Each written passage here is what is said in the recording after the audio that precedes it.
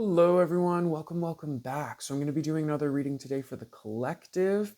And this is actually going to be a response to something Santaro had mentioned in one of her readings yesterday. I think it was it the Leo reading that came out yesterday? And she had mentioned that we were trying to get together to do a reading and there was blockages, right? It's Mercury retrograde is happening right now, but I think Jupiter is retrograde, Saturn is retrograde, Neptune and Uranus are retrograde. Oop, there goes Luna. She's retrograde as well.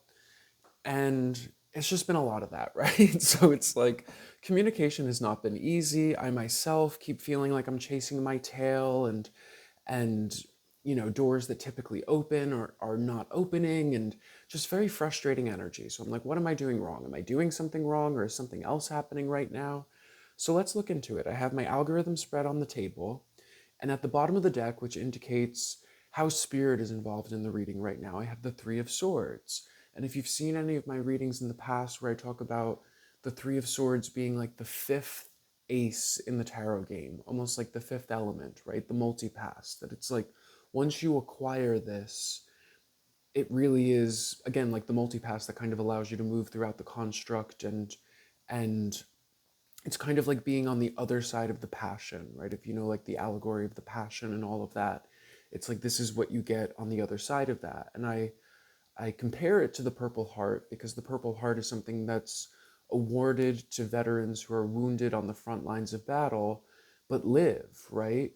And when you receive the Purple Heart, you're no longer on the front lines anymore, right? It's like now you're in the ballroom, you're being celebrated, you're being recognized by something quote unquote greater that's acknowledging your accomplishments and all of that, right? So if this is showing up at the bottom of the deck in terms of what spirit is doing right now, what God itself is trying to do, then that implies to me that we're in the ballroom, right? We're in the ceremony where we are receiving this. We're on the other side of that passion.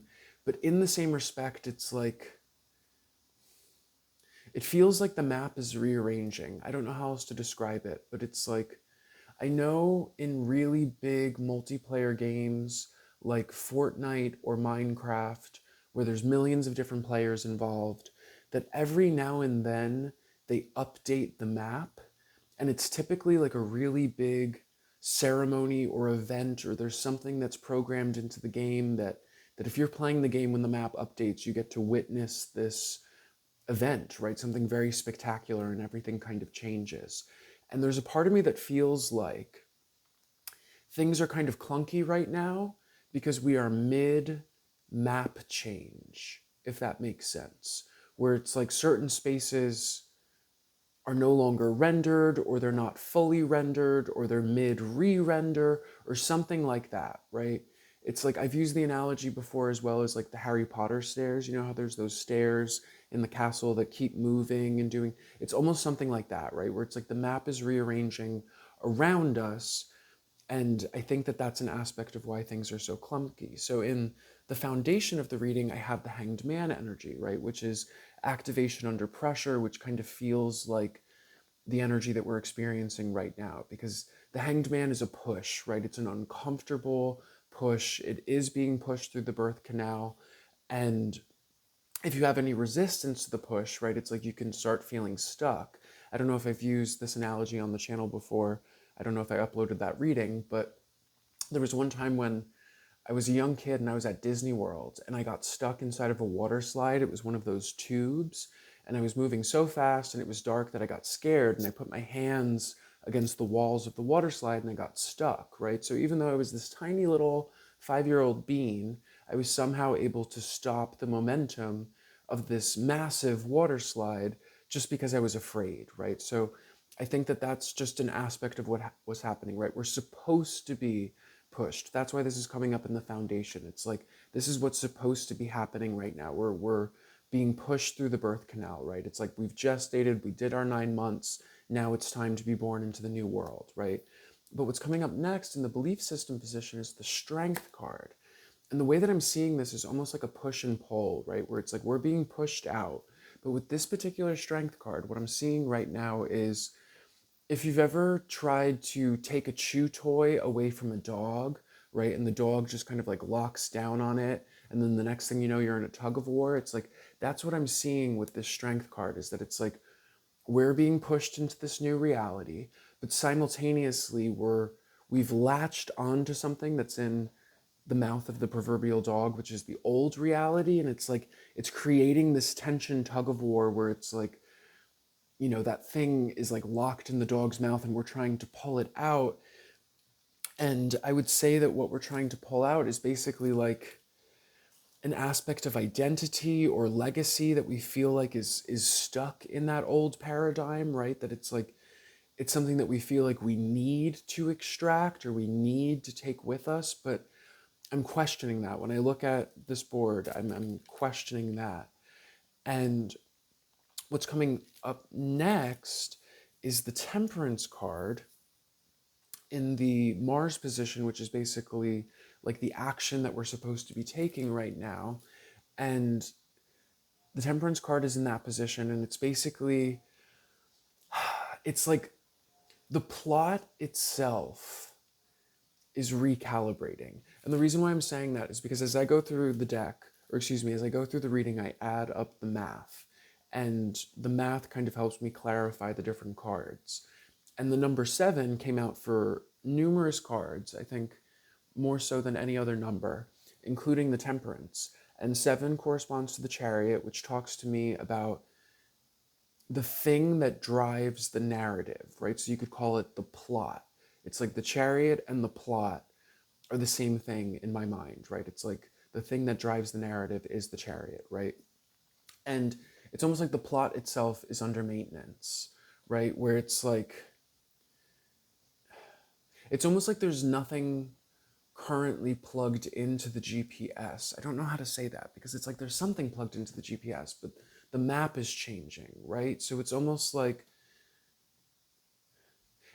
plugging something into the GPS, like say it's like a restaurant that you typically go to or something like that, only to find that that thing is no longer there, right? Where it's like all of a sudden the map can't find that location.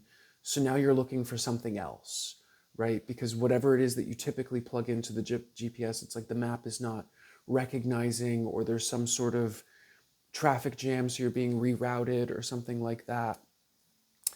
And what's coming up next in the central position, which is the position of the sun and how we're seeing ourselves right now, is coming up as the 6 of Pentacles. And that has Death card energy behind it.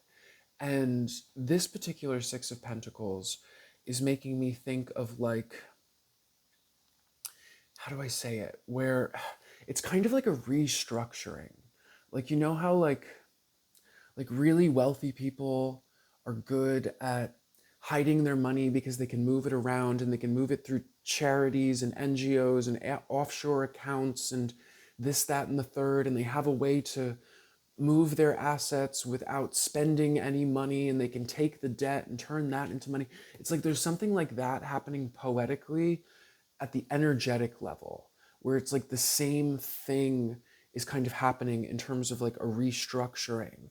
But another way that I'm seeing this is that it's like in terms of the rerouting and the chasing your tail and trying to do something, but again, it's like the GPS is no longer recognizing it and all of a sudden the map is re-rendered. It's almost like I'm seeing this as like you're trying to deliver a gift or trying to deliver a package or trying to do something, again, where it's like almost trying to give someone a gift and you can't give it, right? Where it's like that in and of itself might be making it more frustrating because it's like all I'm trying to do is give somebody money or whatever it is, right? It's like trying to do a very good thing that you would think that the universe would not have any resistance to, right? It should be so easy, where it's like, hi, can I bring you this golden nugget of an opportunity? Hi, can I bring you the thing that you've always been looking for?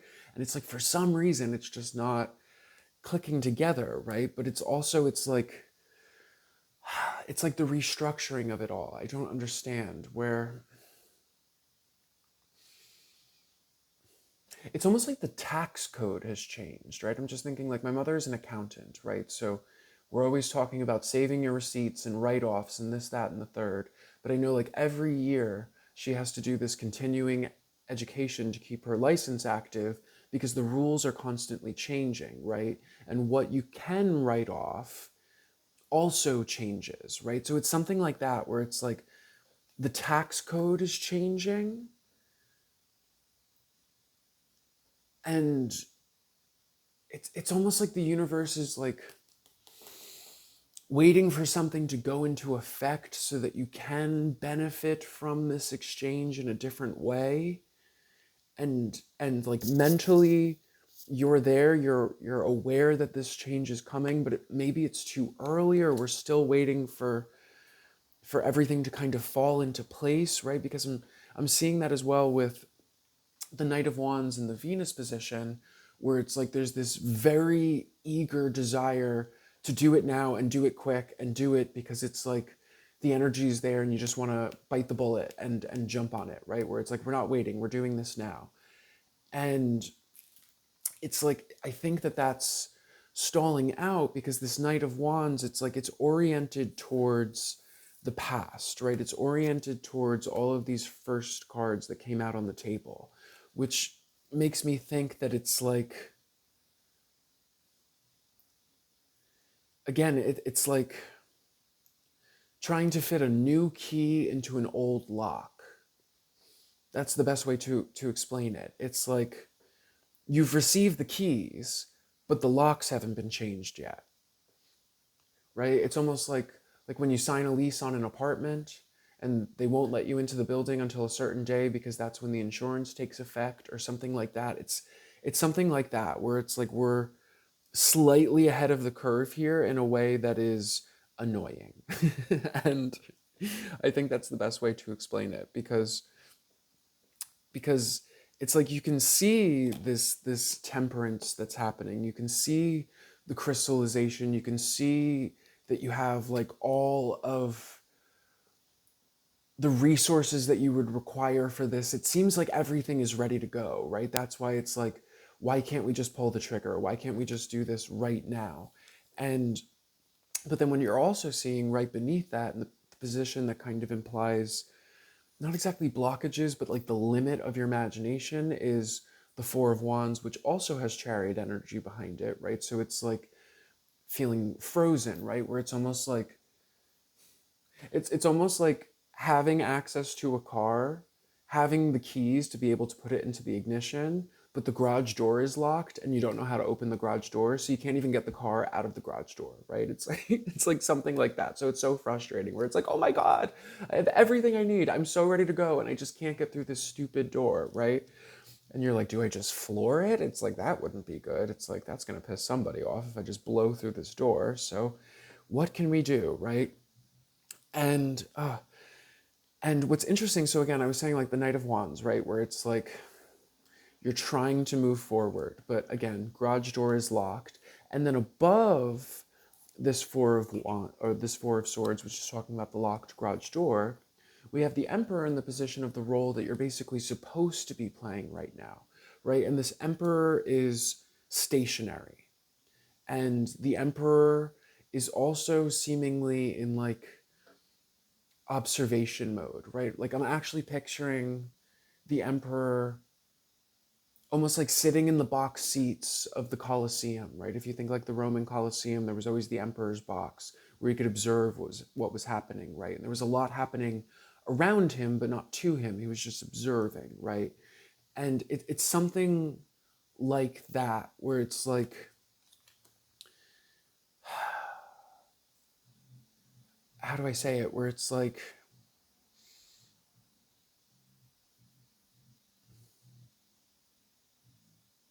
because it's not like a silence energy. I don't know. When I add up the math, it has number 9 behind it, which is Hermit card energy, right? So the Hermit talks to me about the individual inside job, right? And being kind of removed from a situation. Because the Hermit is over it, not in it, right? He's not even really like in it, not of it. He's over it, not in it, looking down at the game board from the 100,000-foot perspective, observing everything that's happening throughout the construct, right?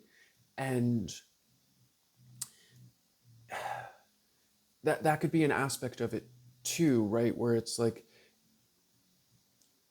in the process of trying to figure out how to open the garage door so that we could take the chariot out for a spin, we're missing what's happening around us, if that makes sense, right? Because it's almost like, you know how like in disaster movies, whenever there's like an earthquake inside of a building, there's always that scene where like somebody opens the door to the stairwell and it's like that portion of the building has collapsed. So if they were to run out that door, they would actually fall like 20 stories because the stairs aren't there anymore. It's almost something like that, where the universe is like holding us in place and it's like, don't open that door, because even though there used to be a landing there, it's like right now you're just going to fall into a chasm. So we're keeping that locked for a reason. It's something like that, where it's like it's almost like spirit is saying, trust and believe. If you were supposed to be in that room, you would be in that room. You wouldn't have a choice, because we would just drag you by the wig into that room, right? It's something like that.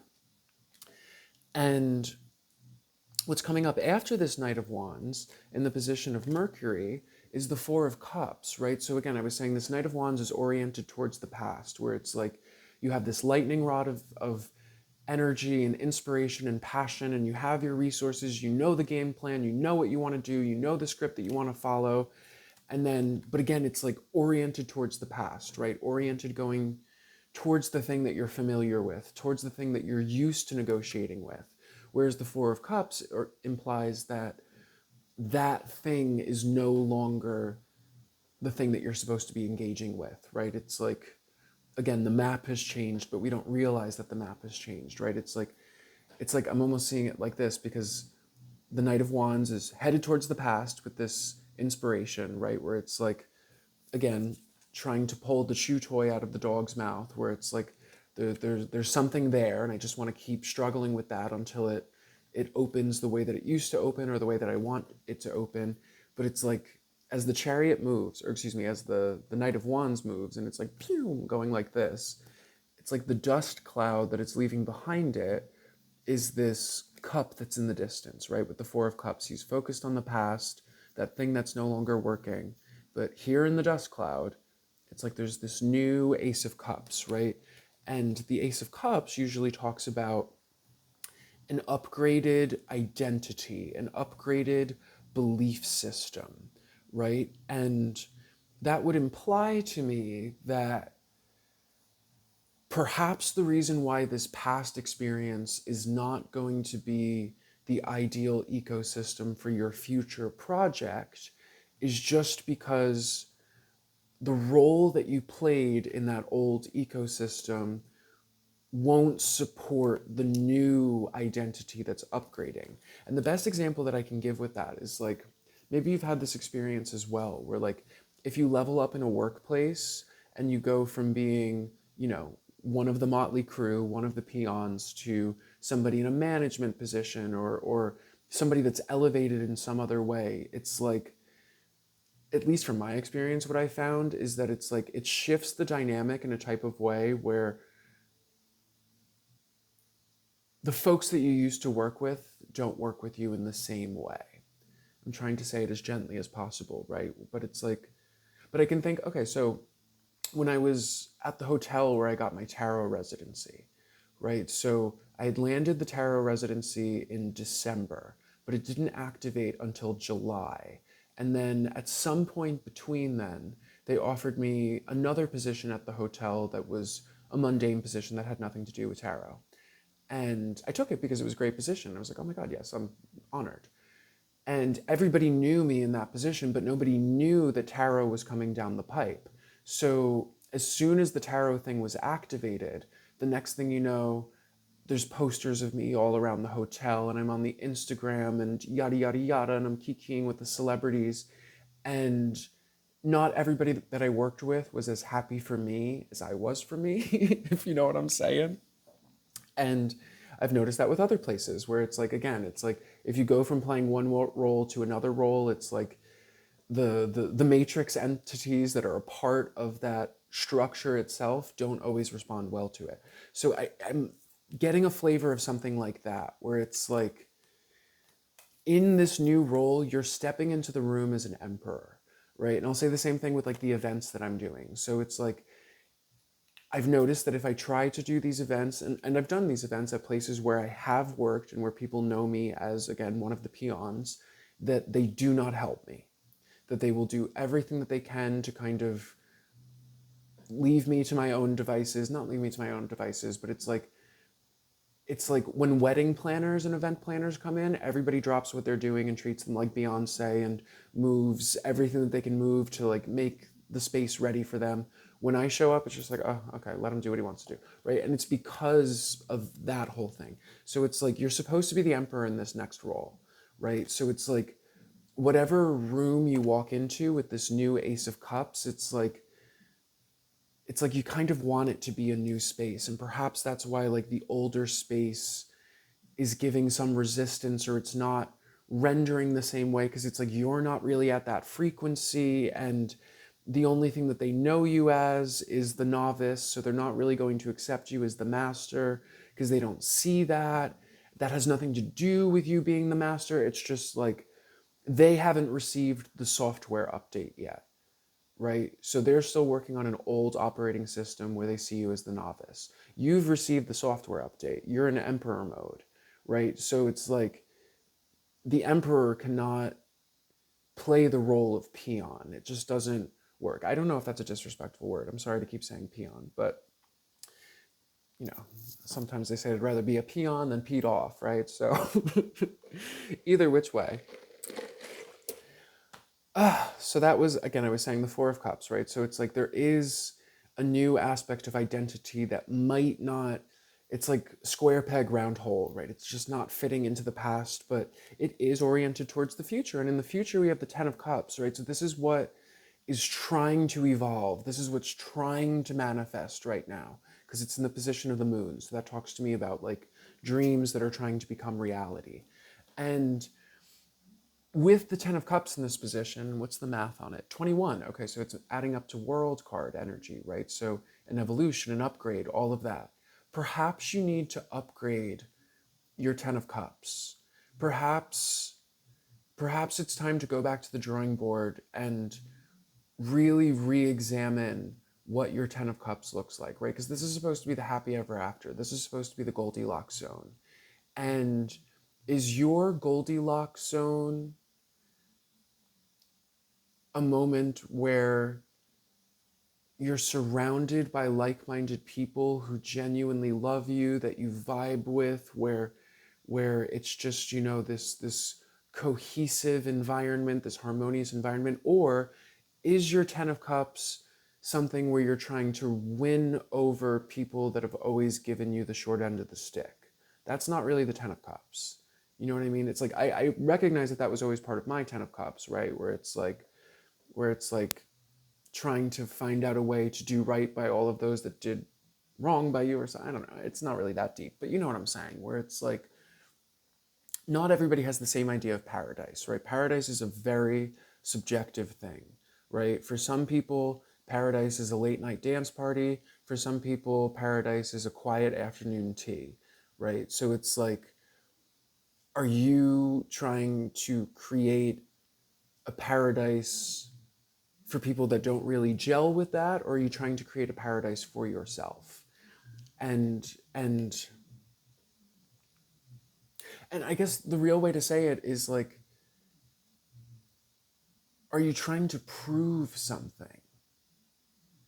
I think that's the best way to articulate it. Are you trying to prove something? Because that's not what it's about, right? It's like we're not trying to prove something to the haters or the naysayers or anything like that. We're really just trying to find our tribe of people that we don't need to prove anything to, right? Because that's what I find. Like the people that are my Ten of Cups, it's like we loved each other from the moment we met each other. And it was never about what I brought to the table in terms of wealth or status or anything like that. It was me, it was my heart, it was my personality, it was my love, and vice versa. The people that I've welcomed in, that I've loved, that I've connected with, it never had anything to do with anything but them, right? And there never was any need to prove. I never felt like I had to buy their love or their attention. I never felt like I required validation from them. It's like that's what the Ten of Cups is, right? So it's like just being mindful of that, where it's like it's not about validation, it's about authenticity. And I'm trying to think if there's anything else I want to pull out of that. Let me look at a couple of the other cards on the table. So again, at the center of the spread was that Six of Pentacles that I talked about feeling like a restructuring, right? As though the tax code has changed, and the reason why you're not allowed to, not allowed, but the reason why you're not able to just click send and submit what you're trying to submit is because the system is still waiting for the tax code to upgrade. And when it upgrades, it's going to benefit you tremendously because, again, it's going to allow you to save more money or whatever it may be, right? It's poetically, we're talking poetically, but hopefully literally, right? We love to save money, but either which way. But what's underneath that is the Six of Cups. And the Six of Cups is in the beginning. So if this is like how you're consciously seeing reality right now, it's like the Six of Cups is how you're subconsciously seeing yourself in reality. And this is coming up as like atonement. That's the best way that I can say it, is that it's like feeling the need to atone for something, but I feel like it's not even atoning for something you did. I'm trying to think if I can pull anything else out of that, because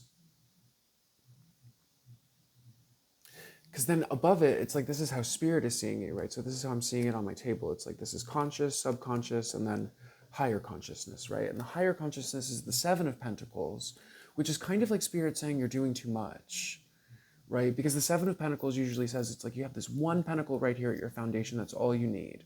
All of this is overkill. Everything that he's concerned about right here is overkill, and it's doing too much. And it's like, I feel like it's trying to compensate for this Six of Cups, whatever it is. It's like,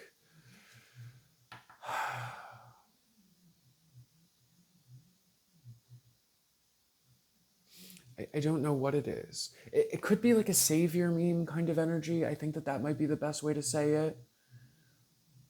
It could be like a savior meme energy. But I feel like that has a flavor of what you resist persists in it. Right? Where it's like even with the Ten of Cups, it's like, I don't think we're doing what we're trying to do to save anybody. I think we're doing it for the sake of doing it, right? Where it's like creation for creation's sake, where it's like I'm baking this cake because I want to taste the cake.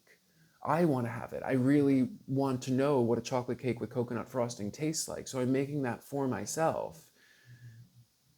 But I'm not doing it to impress anybody. I'm not doing it to receive validation from anybody.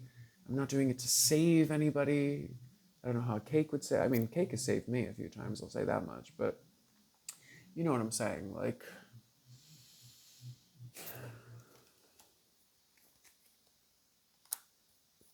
sorry, y'all. I'm honestly, sometimes the cards are so loud and sometimes it's like crickets. And today I'm getting crickets. It is very quiet. So I'm like, pulling strings. But I feel like it's like I pulled the string and I think I got something, and then the whole string releases and there's nothing at the end of it, right? Which is kind of like going back to this strength card, right? It's a tremendous amount of effort that's not really yielding anything. So maybe that's the energy here, right? It's like you're pulling on something, it's not yielding the results that it should yield. So you're blaming yourself and pulling harder, but it's still not yielding the results. And the reason why is because it's like there's, the energy's not there anymore. I don't know how else to describe it, but it's like, again, if you could open the door, you would see that it's just a void or a chasm on the other side. But at some point, the game re-renders, and maybe that's what's coming up next, because the last card on the table is the Eight of Cups, and that has lover's energy behind it. And the Eight of Cups is usually like stepping into the unknown, right? Like walking away from the familiar and stepping into the unknown. And that's it. It's like we keep trying to negotiate with the familiar, right? Where it's like the curse of seeing the potential in something. That's what it is. It's the curse of seeing the potential in something. And I mean,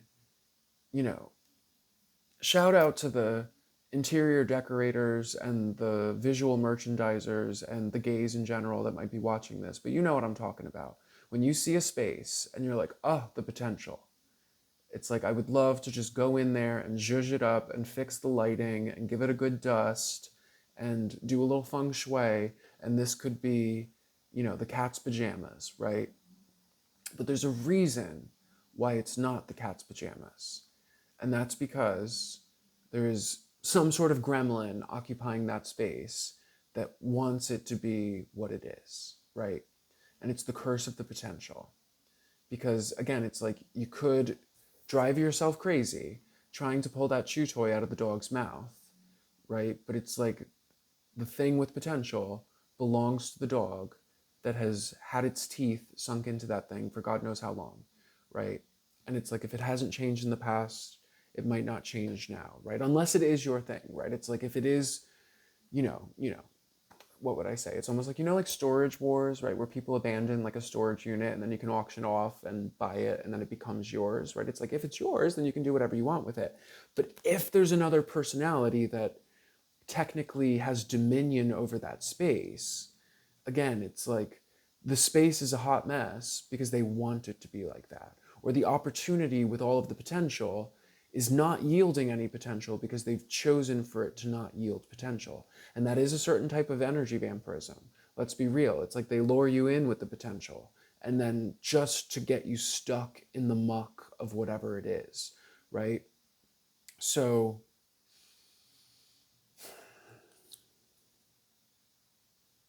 I think that's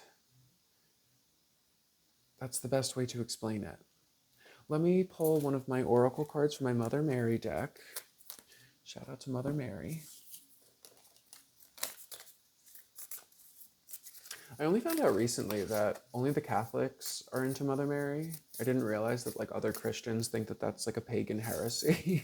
But you can't please anybody. You know what I said? You just can't please nobody. Okay. So what does this say? Mother Mary, Our Lady of Nourishment. You can see that beautiful image there. Our Lady of Nourishment. Your soul is worth fighting for through discerning what nourishes it and what does not, and acting on that awareness. So I'll say that again. Your soul is worth fighting for through discerning what nourishes it and what does not, and acting on that awareness, right? So going back to everything I was saying, right? Like the dusty space with the potential that you can see. The potential may nourish you, right? Your soul sees potential in that space, right? But the discernment is in kind of recognizing that the space belongs to an entity that does not want to elevate it, right? They want to keep it an underworld space or whatever it may be, right? And by putting yourself in that position, it's almost like the energy of the Chinese finger trap, right? Where it's like you put your fingers in the trap and then you can't pull it out, right? Because it's a very sticky kind of energy. It says, when you're hungry for light, darkness will never satiate you. Ooh.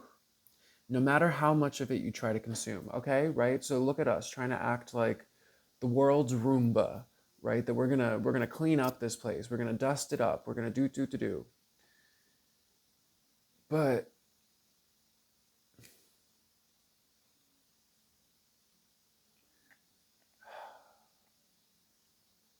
I don't know, it's like I'm having my own internal conflict over that because I see how much this applies to me, right? Where it's like I can't resist. I love the idea of merchandising a mess, right? It's just like delicious. I love it. But what I found is that it always reverts back to the mess. And then that drives me crazy, right? Where it's like, why did I just do this for you? Why did I just spend all of my energy doing this wonderful thing for you if you're just gonna?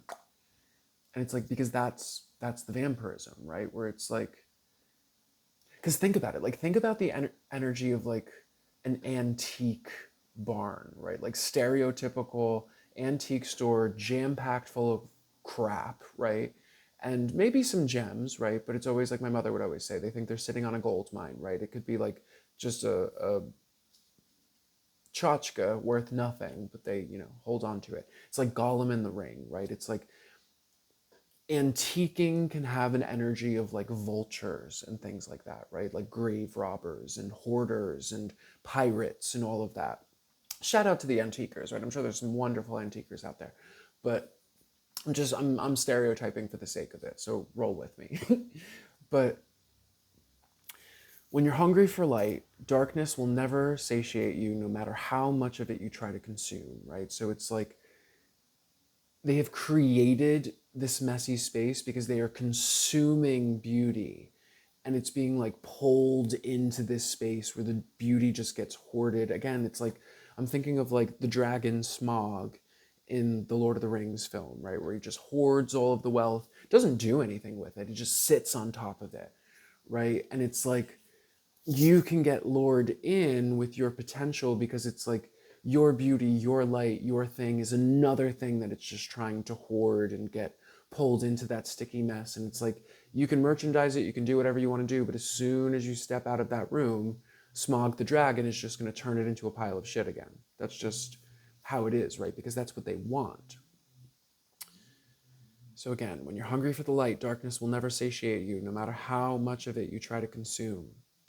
Mother Mary's mercy and wisdom will help you learn what it is that you are truly hungry for and how to meet that hunger. You shall thrive, right? So that's that new 10 of Cups, what it is that you're truly hungry for, right? Are we really hungry for helping a vulture make a pretty nest? Or are we looking to bring that beauty somewhere that actually sustains it, right? So it's like, we're not looking for the potential that we can rescue.